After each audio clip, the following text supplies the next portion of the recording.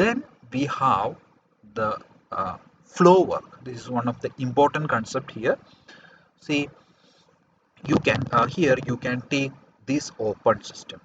Okay, this is an open system. So there is a mass m1 coming in, mass m2 going out.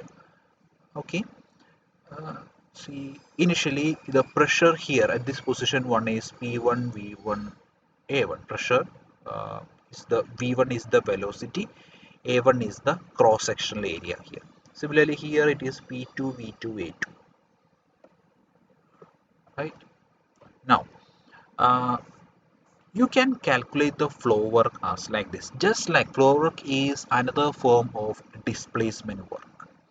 So flow work is actually, so when this mass of air is trying to enter this space, this uh, open system, it encounters a resistance. That means it's just like it needs to, if you assume this is a imaginary piston I have placed here, is an imaginary piston, you need to push open that imaginary piston just like you are opening a door. You need to do some work to enter inside, and that is called the flow work. Similarly, it at outside also it has got a flow work. That means you need to push open. Suppose there is a piston here, you need to push open that piston and go outside.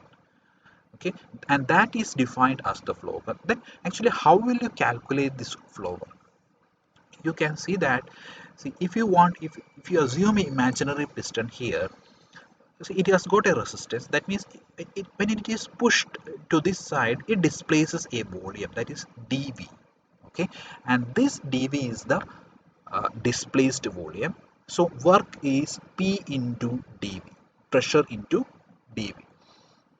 So flow work is also can be written as, see, this dv, displaced volume, can be written as,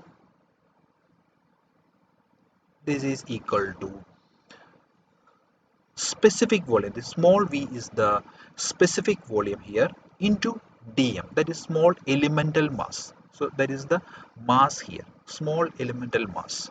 So that is specific volume. Specific volume means total volume by m.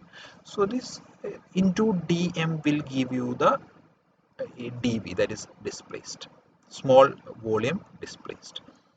So you can write it as, so at this position 1, this is p1 into v1 into dm1. Okay, so this is the specific volume at position 1, and this is the pressure at p1, and this is the displaced mass dm1. So flow work out can be written as p2 v2 dm2. So see, flow work usually calculated per unit mass. Okay, then that will be equal to p into v. Per unit mass means you will cancel dm1 and dm2. Okay, so flow work usually we calculate as p into specific volume. So this is the formula for calculating the flow work, and this is very important. This work we usually see in turbines, using this expression is used in calculating the work in turbine compressors, etc. So this is defined as the flow work per unit mass. So it is not velocity, it is the specific volume.